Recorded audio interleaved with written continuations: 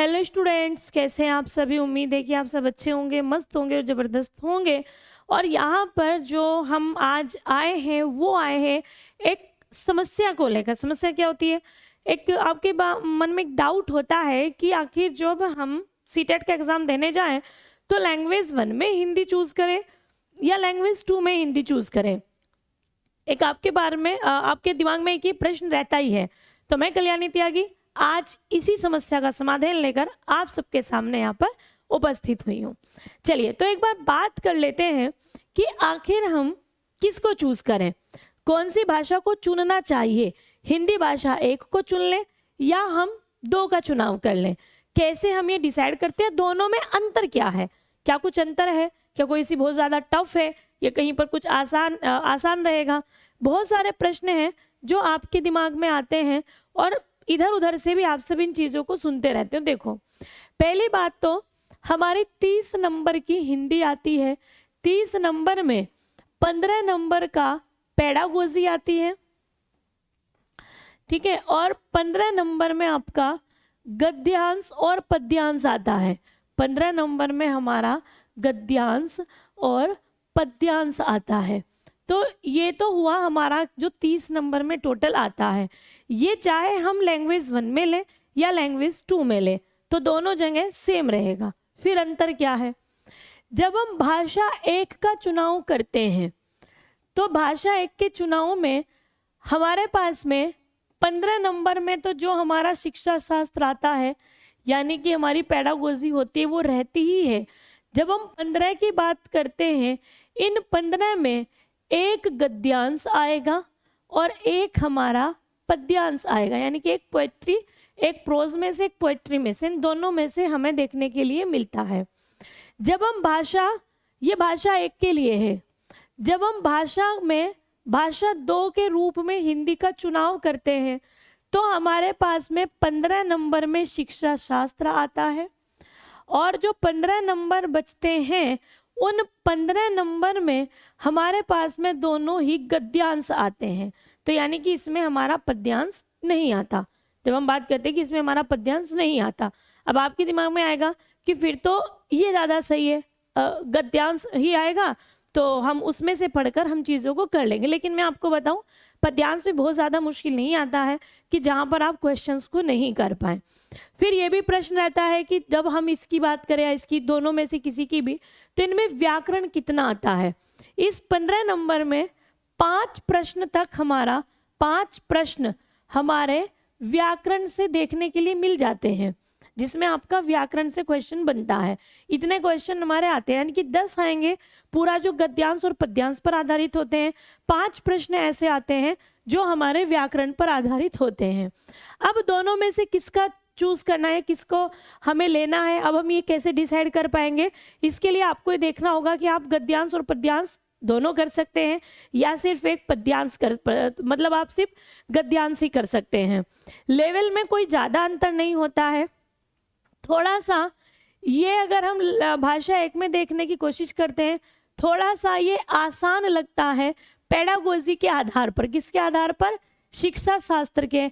और ये थोड़ा सा भाषा 2 थोड़ा सा मुश्किल लगता है। किसके आधार पर? वो भी शिक्षा शास्त्र के आधार पर।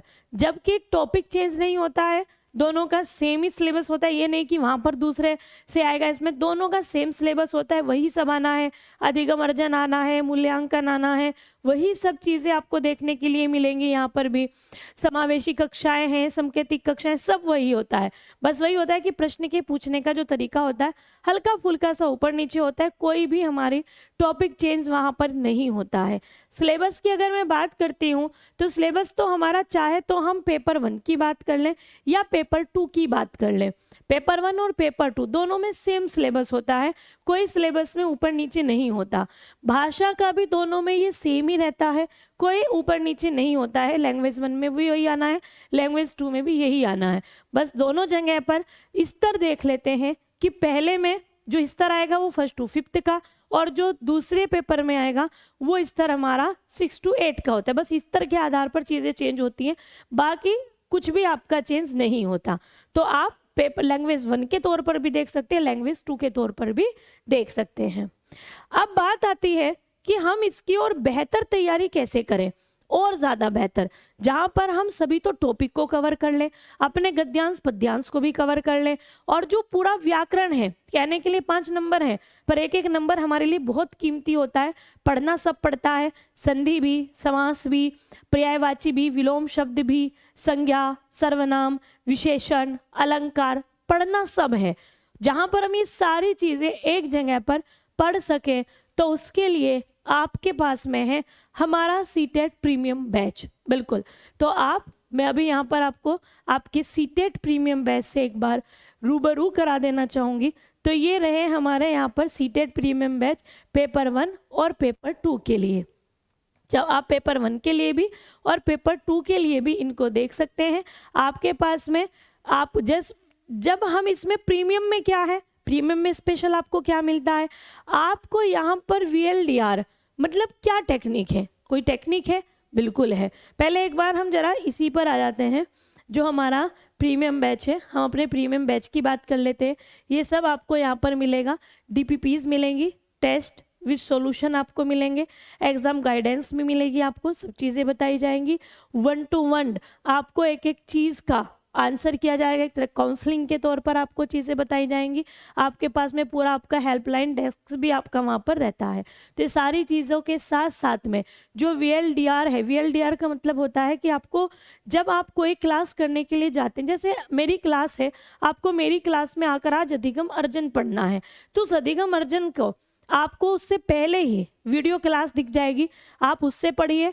वहाँ एक बार जब पढ़ लोगे तो आपके कुछ डाउट्स निकल कर आएंगे। फिर हमारी लाइव क्लास जब होती है उसी टॉपिक की, फिर आप जब लाइव में आएंगे तो लाइव में आप उनके जो डाउट्स होंगे अपने, उन डाउट्स को आप अपने आप से वहाँ पर दूर कर पाएंगे। तो एक इतने अच्छे से, इतने बेहतर तरीके से आपकी तैयारी होगी कि जो आपके डाउट्स होंगे वो साथ के साथ वहीं पर दूर होते रहेंगे। तो ये थी हमारी आज की एक महत्वपूर्ण सी जानकारी। तो बच्चों, मिलते हैं फिर से हम एक नई जानकारी के साथ में। बाकी अगर आपको भी कुछ जानना है तो कमेंट सेक्शन में आप मुझे बता सकते हैं, उसकी जानकारी हम आपको नेक्स्ट सेशन के अंदर दे देंगे। तो फिर चलते हैं बच्चों, फिर मिलेंगे, तब तक के लिए बाय बाय, टेक केयर, जय हिंद बच्चों।